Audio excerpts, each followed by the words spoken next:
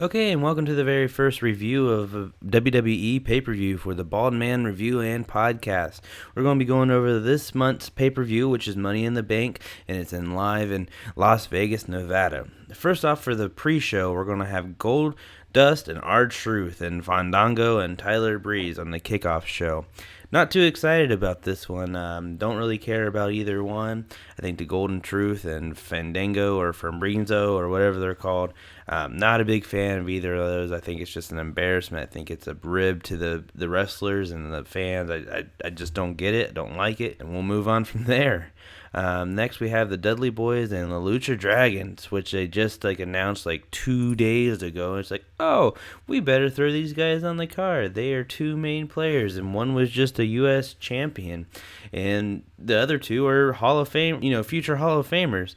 So we better put those on the show. There's no story, no nothing. So, there's not much to this match. They just kind of announced it on Facebook and was just oh, here we go. Then next we have Sheamus and Apollo Crews. I am personally going to be taking Sheamus on this match because I cannot stand Apollo Crews. I think he's boring. I think he has some good moves, but I think he just doesn't connect with the crowd. He just sits and smiles, and I am not a big fan, never was. Sorry if you can hear my dog. He just decided to, shake and sneeze and all this crap. He's just chilling with me, so sorry about that. But I think Sheamus needs to just, go over as a heel, kind of bury Apollo Crews. I'm just not a big fan. I know that he's an NXT guy.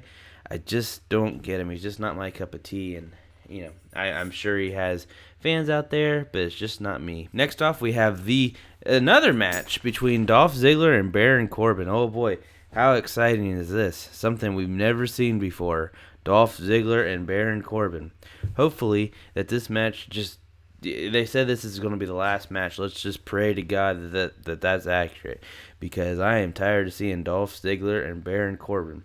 I think Corbin's going to win this match, but, I've been wrong before. I'd like to see him go over. I'd like to see him get a little bit bigger match. I'd like to see him potentially become a bigger heel in the bigger picture of things. So we will see. Not really sure what else they really have planned for him, but we will, I guess, just have to wait and see. I think Dolph Ziggler is a good worker, and he could definitely, kind of help the newer group of guys come up and work good for him. So next we have Charlotte and Dana Brooks versus Becky Lynch and Natalya. Oh boy, how exciting. Two people I really don't care about. Dana Brooks and Natalya. I'd really like to see Becky Lynch and Charlotte just go at it. And let's be honest, I'd rather just see Sasha Banks come in at Money at the Bank. That would make perfect sense, but we'll see on what they do with her, if they even want her to, come out and do anything. I'm really hoping that she becomes women's champion here soon. She's just kind of sitting in the back with her concussion. Damn referee need her in the damn head. So we'll see where that goes. Really hope that Becky Lynch doesn't become the Dolph Ziggler of the women's division. Really a big fan of hers. Hope to see her go far. Charlotte's getting old. I get it. She's the heel of the group, but it's getting old. I'm not a big fan of the whole gimmick. And when she cut that promo against Ric Flair saying that he's dead to her, and then the next week said, "Oh, Dad, I want to do Christmas," and all this shit, it just really... Sorry, I had to take a little pause there because my dog is being an asshole and can't hold still when I'm trying to record. So then, like I said, I'm getting kind of tired of Charlotte, and when she cut that promo against her dad, they could have just left it at that. Just left her a badass heel that no one likes, and just... But no, she had to come back. Dad, I still want to do Christmas. I still want to do the holidays. I still want to do all this shit. No, you're supposed to be a heel. Go with it. Say, hey, fuck you, Ric Flair, and get all that heat. But no, she couldn't do it. They wouldn't leave it alone. And I guess it's just hopefully maybe when she becomes a face, they'll bring back Ric Flair and just say, hey, listen, I haven't forgave you. And all this, try to build sympathy for her, but we'll see. Next we have Rusev and Titus O'Neil for the U.S. Championship. I'm not really looking forward to this match. I'm not a big fan of Rusev or Titus O'Neil, But I think it's going to be a good match, and I really hope Rusev just goes in there and just destroys Titus O'Neil. Just build him after, they have had Cena Burial and, the League of Nations. Rusev should really come back as a strong heel, and I think he should go undefeated until WrestleMania and then actually put someone over. Newer, either it could be Baron Corbin, it could be Kevin Owens, Sami Zayn, for example. But just go on like this mean heel streak, just destroying, squashing people. And I just think that would be the best for him right now. Just go on that year-long run again until WrestleMania or even just SummerSlam, and then let him put over a new guy and let him put that U.S. Championship on one of the newer guys that may help their career. Who knows? Personally, I don't think Titus O'Neil is going any further than what he has right now.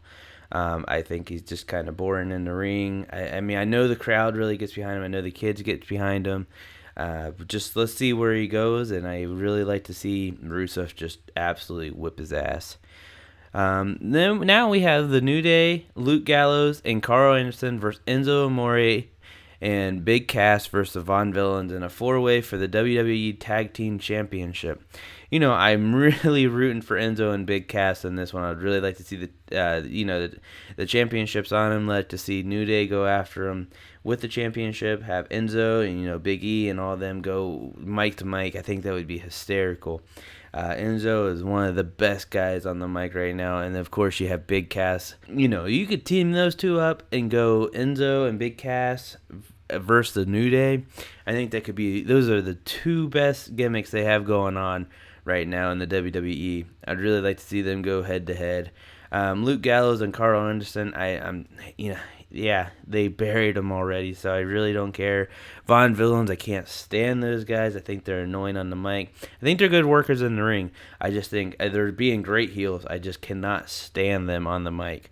The singing and all that's just not my thing. So I'm taking Enzo and Cass for the championship. Next we have the Money in the Bank match. Dean Ambrose versus Kevin Owens versus Sami Zayn versus Chris Jericho versus Cesaro and versus Alberto Del Rio. And Money in the Bank ladder match. Really hoping they give Dean Ambrose that Money in the Bank. I know they kind of showed their hand on Monday Night Raw with him and Seth Rollins and Roman Reigns. I'd like to see him follow through with that. Him cash it in, whip some ass. Even if he didn't get it, I think they could build into a triple threat for SummerSlam. I'd either like to see Dean Ambrose or Kevin Owens get it. I think Kevin Owens would be great with that briefcase.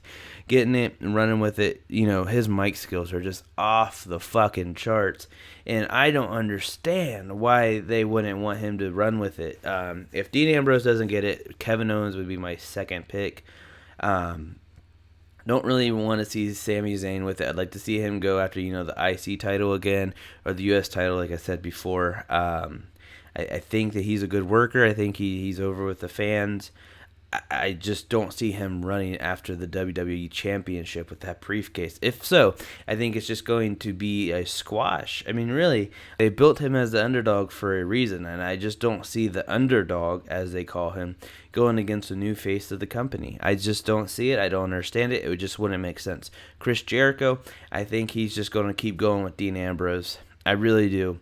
Really don't see him winning it. I know that they're saying that he's never won one. He invented it, blah, blah, blah, blah, blah. He's a good heel. He would be good on the mic with it, but I just do not see him getting it. Cesaro, we just know that he's never going to get a push.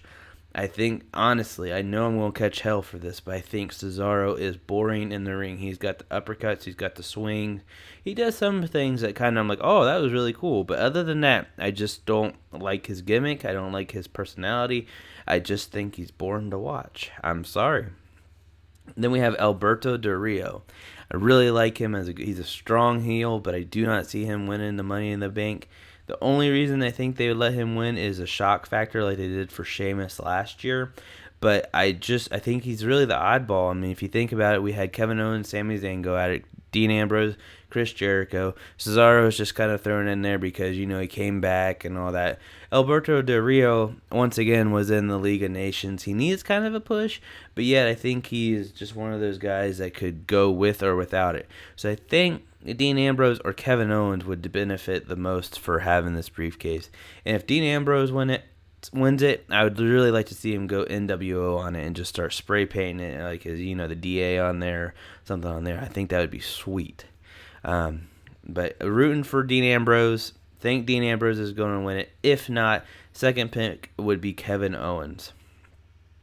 Then we go on to John Cena versus AJ Styles. So here's my little gripe about this. And if you guys listen to, I think it was Wrestling Soup that broke this to me. Or they didn't break it to me. It's not like they're talking to me, but they kind of went over it on their podcast. It was 15 years in the making. But yet John Cena's shirt says established in 2002. So let's do some math here. That's only 14 years. And I understand, I don't think when he first debuted, we're like, oh, goddamn, I'd really like to see him go against AJ Styles. No, I think that they should have went with 10 years, maybe. I mean, let's be honest. The math just doesn't add up. I'm really looking forward to this match. I think John Cena and AJ Styles are going to put on one hell of a match. I hope that Carl Anderson and Luke Gallows do not come in down and fuck this up. I'm not a fan of that. I do not want to see a fuck finish. I just want to see a good match between these two. Now, I think that they could have put it as a, like an Extreme Rules match or a chairs match or something like that. That would have made a little bit of, spice to it. But I think that it's going to be a good match. Both these guys are good workers. I think AJ should go over, but we all know that John Cena is going to be a hard man to beat. Not only physically, but, he likes to get his shovel out now and then, like AJ Styles has been saying. So I really, really hope that AJ wins, but I could also see John Cena winning. We'll see. And I really hope that they don't bury AJ Styles to the monster John Cena. I think this feud could go all the way into SummerSlam. We're going to go into Money in the Bank first, just like Kevin Owens. Then we're going to Battleground, and then we'll go into SummerSlam. Let's see these guys go at it. Let's see AJ Styles just fucking destroy John Cena, and that would put him over so much. Just 1, 2, 3. 1, 2, 3. 1, 2, 3. SummerSlam could make AJ Styles' career that much greater. So, all in all, I'm rooting for AJ Styles. Next, we have for the WWE Championship, we have Seth Rollins versus Roman Reigns.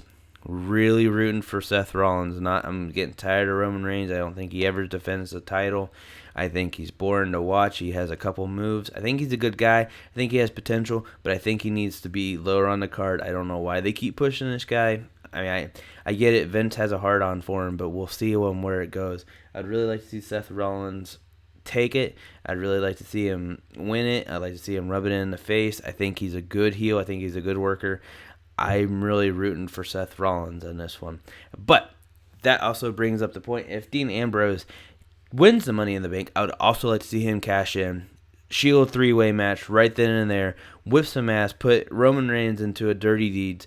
And then win it. I would really like to see that, but I don't ever see them putting Dean Ambrose over Roman Reigns. It's never going to happen. I think Vince is just going to keep his heart on for Roman Reigns, and Dean Ambrose is just going to stay mid-card, unfortunately. As good as he is, I think that his time being as good as he is, I just don't ever see that happening right now. I hope to see him as a champion one day, but we will just have to wait and see. So I'm just going to hope that that's what happens, and that would be awesome. Especially going into SummerSlam, where they could just all three be feuding the whole time.